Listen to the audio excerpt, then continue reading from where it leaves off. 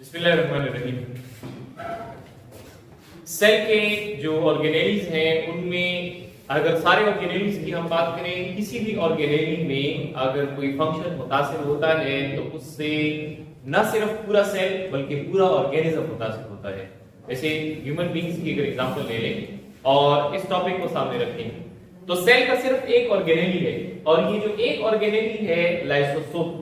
तो इस एक ऑर्गेनेली की वजह से इतना बड़ा मसला पैदा हो सकता है कि किसी बच्चे की डेथ हो जाएगी। यानी एक बच्चा पैदा हुआ, पैदाइशी तौर पर उसके लाइसोसोम के अंदर कोई मसला है तो उस प्रॉब्लम की वजह से उसकी डेथ वाकई हो सकती है।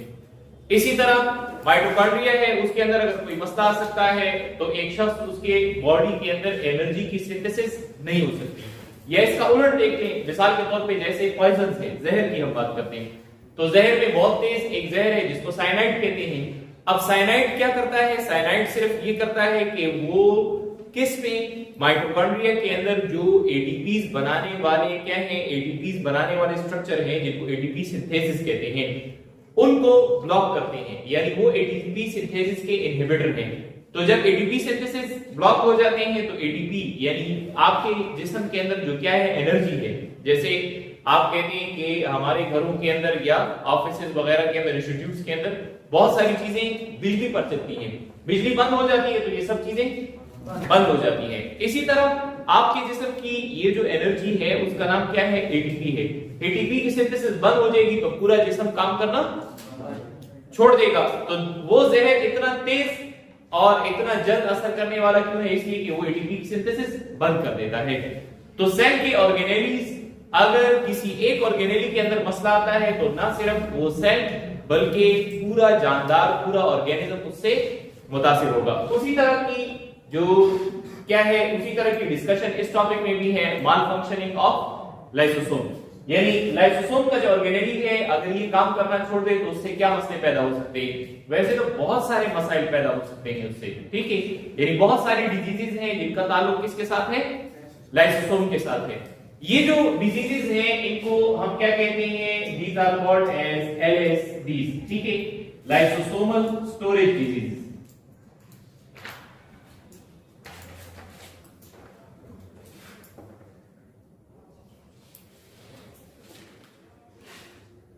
लाइसोसोमल स्टोरेज डिसऑर्डर आप इसको कह सकते हैं। यानी बुनियादी तौर पर सेल के अंदर कुछ चीजें जखीरा होती हैं और सेल के अंदर जो चीजें क्या है, सेल के अंदर जो चीजें जखीरा हैं, जो चीजें सेल के अंदर रिजर्व हैं, ठीक है, उन रिजर्व चीजों की डाइजेशन किसने करनी है? उन रिजर्व चीजों की डाइजेशन लाइसोसोम ने करनी है। किसने करनी है? लाइसोसोम ने। अब अगर लाइसोसोम इन रिजर्व या स्टोर्ड चीजों की डाइजेशन नहीं करता तो उससे मसला क्या पैदा होगा? उससे मसला पैदा हो सकता है एक तरह का जिसको हम कहते हैं ग्लाइकोजिनोसिस टाइप 2 और दूसरे बीमारी का नाम है टे सेक्स डिजीज। अब पहला सवाल ये कि ये स्टोरेज रिजर्व्स क्या है? तो ये जो चीजें जिनको सेल जखीरा करता है ये या तो क्या होगा, या कार्बोहाइड्रेट होगा। क्या होगा? कार्बोहाइड्रेट होगा। और या ये चीज क्या हो सकती है, या ये चीज लिपिड हो सकती है। क्या हो सकती है? तो कार्बोहाइड्रेट की एक किस्म जो कि ह्यूमन बॉडी के अंदर, किसके अंदर? एनिमल्स के अंदर, ह्यूमंस के अंदर या बैक्टीरिया फंजाई में भी कह लें कि जो उसका स्टोरेज रिजर्व है कार्बोहाइड्रेट वाला, किसका? कार्बोहाइड्रेट वाला, वो क्या कहलाता है? That is glycogen. अब ग्लाइकोजन ही के साथ रिलेटेड क्या है? ग्लाइकोजन ही के साथ रिलेटेड जो बीमारी है उसको हमने क्या नाम दिया? ग्लाइकोजिनोसिस टाइप 2। ये चीज देख में रहे कि किसकी बुनियाद पर? लाइसोसोम के अंदर जो एंजाइम्स होते हैं, ऐसे एंजाइम जिसने डाइजेशन करनी है, या उनको हम क्या कहते हैं? हाइड्रोलिटिक एंजाइम्स कहते हैं। तो लाइसोसोम के जो हाइड्रोलिटिक एंजाइम्स हैं उसमें ग्लाइकोजन की ब्रेकडाउन के लिए कई सारे एंजाइम्स हैं और 11 मुख्तलिफ, कितने? 11 मुख्तलिफ तरह के वो एंजाइम्स जिसने लाइसोसोम के अंदर ग्लाइकोजन की ब्रेकडाउन करनी है या उसके साथ वो मुताल्लिक हैं। ग्लाइकोजिनोसिस की 11 मुख्तलिफ अक़साम हैं।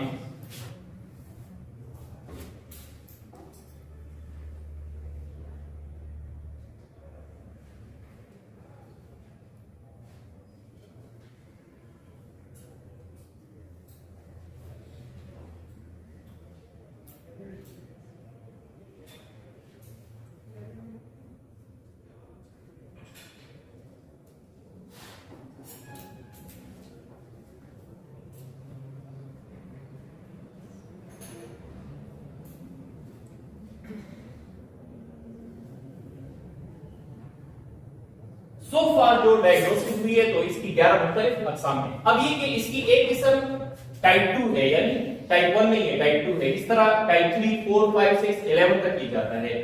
ये जो बीमारी है तो इसका मसला क्या है? इसका मसला ये है कि लाइसोसोम ग्लाइकोजन की ब्रेकडाउन नहीं कर पाते।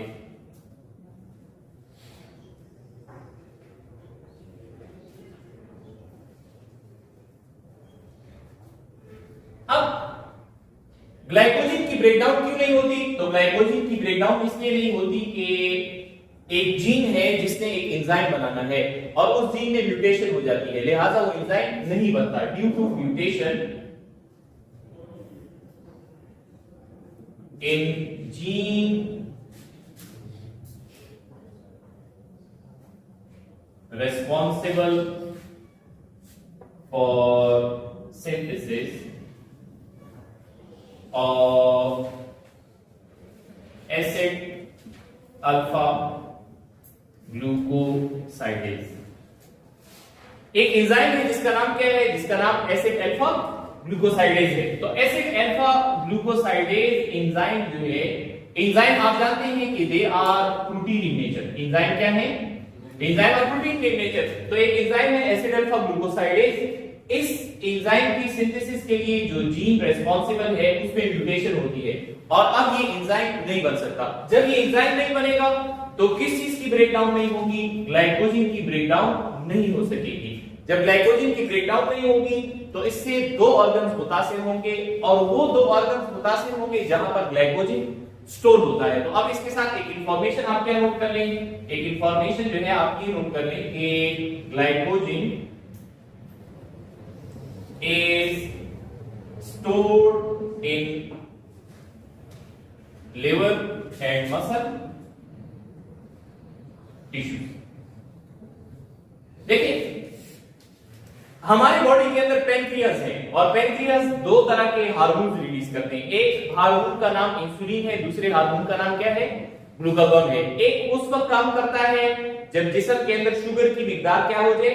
ज्यादा हो जाए, और दूसरा उस वक्त काम करता है जब जिस्म में शुगर या ग्लूकोज की मिकदार कम हो जाए। तो दोनों जो हार्मोन है ये एक दूसरे के साथ क्या है? यानी एक दूसरे के उलट काम करते हैं लेकिन एक दूसरे को सपोर्ट कर रहे हैं। इसको हम कहते हैं कि ये एंटागोनिस्टिक मैनर में काम कर रहे हैं। एक चीज क्या है? वो शुगर को बढ़ा रहा है, दूसरा शुगर को कम करने में मदद दे रहा है। एक उसको बढ़ाता है ताकि वो नॉर्मल पर आ जाए, दूसरा उसको कम करता है ताकि वो नॉर्मल पर आ जाए।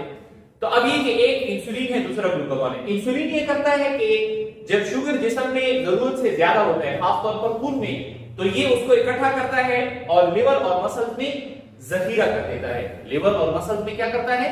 जखीरा कर देता है, रिजर्व बना देता है। अब ये जखीरा किस लिए बनाया?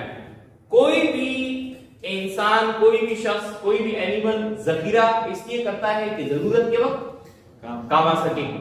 तो ये जो कार्बोहाइड्रेट है वो तो आपने खुराक के जरिए इस्तेमाल किया, लेकिन ये कि आपने खुराक के जरिए इस्तेमाल किया, अब वो कार्बोहाइड्रेट जो खुराक के जरिए इस्तेमाल हुआ था वो अवेलेबल नहीं है। तो अब दूसरे नंबर पे क्या होगा कि वो कार्बोहाइड्रेट जो जखीरा हुआ है वहां से आप एनर्जी हासिल करेंगे। तो वो कहां से लेंगे? लिवर और मसल के जो टिश्यूज हैं उनसे लेंगे। तो लिवर और मसल के जो टिश्यूज हैं, अगर इसमें इंसुलिन जखीरा करता रहे लेकिन लाइसोसोम उसकी ब्रेकडाउन ना कर सके, दोबारा सुनिए, लिवर और मसल के जो टिश्यूज हैं इसमें इंसुलिन ग्लाइकोजन जखीरा करता रहे लेकिन लाइसोसोम जरूरत के वक्त उसमें से ना निकालता रहे, तो नतीजा क्या निकलेगा कि ये लिवर और मसल के जो खुलिए हैं ये फूल जाएंगे। ये क्या हो जाएंगे? फूल जाएंगे। तो इस बीमारी का जो एक अलामत है क्या कि this disorder results in swelling of liver and muscle tissues। Liver और मसल के सेल या टिश्यूज जो है ये क्या हो जाते हैं? स्वेल अप हो जाते हैं। तो इस बीमारी को जो हमने कहा दिस इज ग्लाइकोजिनोसिस टाइप 2। इसी तरह की एक और बीमारी है जो कि दो क्या थे? इंग्लिश डॉक्टर थे, फिजियोलॉजिस्ट थे, उन्होंने रिसर्च की। दोनों साइंटिस्ट का नाम क्या है? उनके नाम पर इस बीमारी को टाइटल दिया गया है। एक साइंटिस्ट का नाम क्या था? वेरेंटे था। और दूसरे साइंटिस्ट का नाम बर्नार्ड सैप था। तो ये दो जो साइंटिस्ट या फिजियोलॉजिस्ट थे, इन्होंने पहली मर्तबा इस बीमारी की क्या की, निशानदही की। इनकी निशानदही पर जो दोनों साइंटिस्ट है उसके नाम का एक एक हिस्सा ले लिया गया, टे-सैक्स डिजीज इसको कहा गया। ऊपर हमने क्या लिखा, ऊपर हमने ये लिखा कि लाइसोसोमल स्टोरेज डिजीज, यानी लाइसोसोम जो जखीरा शुदा चीज है तो उसकी क्या कर सकता है, उसकी जो डाइजेशन है, उसकी जो क्या है डाइजेशन है, तो उसके अंदर लाइसोसोम फेल हो जाता है और उसकी डाइजेशन नहीं कर सकता, तो तब ये बीमारी बनती है। अब एक हमने पढ़ लिया ग्लाइकोजन, दूसरा रह गया लिपिड। यहां पर भी ये होता है कि लाइसोसोम लिपिड्स की डाइजेशन नहीं कर पाते हैं।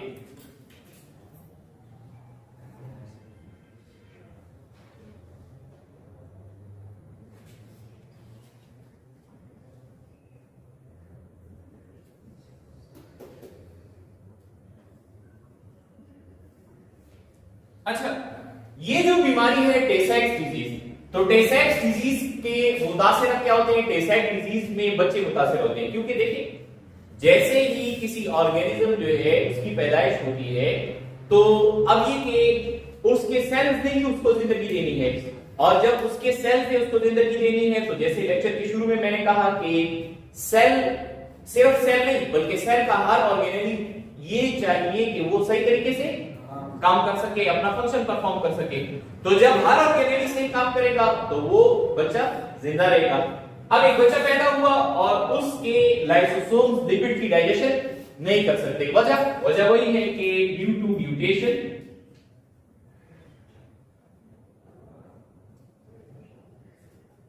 इन जीन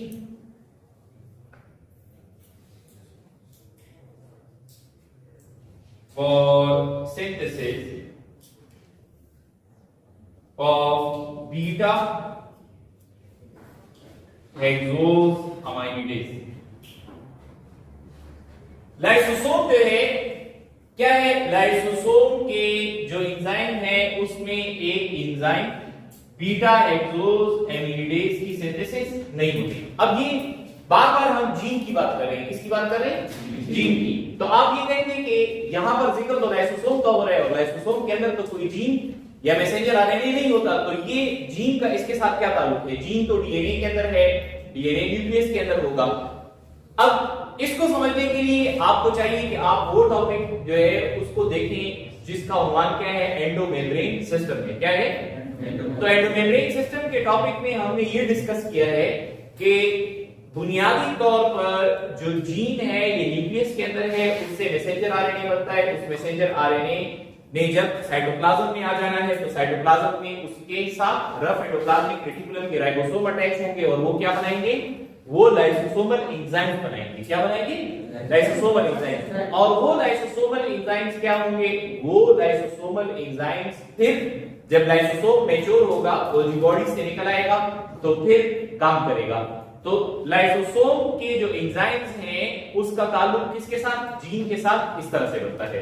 वापस आ जाइए, लाइसोसोम जब लिपिड की ब्रेकडाउन नहीं करते तो उन बच्चों के अंदर होता ये है कि जो ज़हनी मसाइल है वो पैदा होते हैं, नजर उनकी चली जाती है, ठीक है, बाकी ऑर्गन्स काम नहीं करते, तो इसको हम कहते हैं कि उनका दिमाग काम नहीं कर रहा है, इसको मेंटल रिटार्डेशन कहते हैं। और ये कि साल या 2 बाद उस बच्चे की डेथ भी हो सकती है।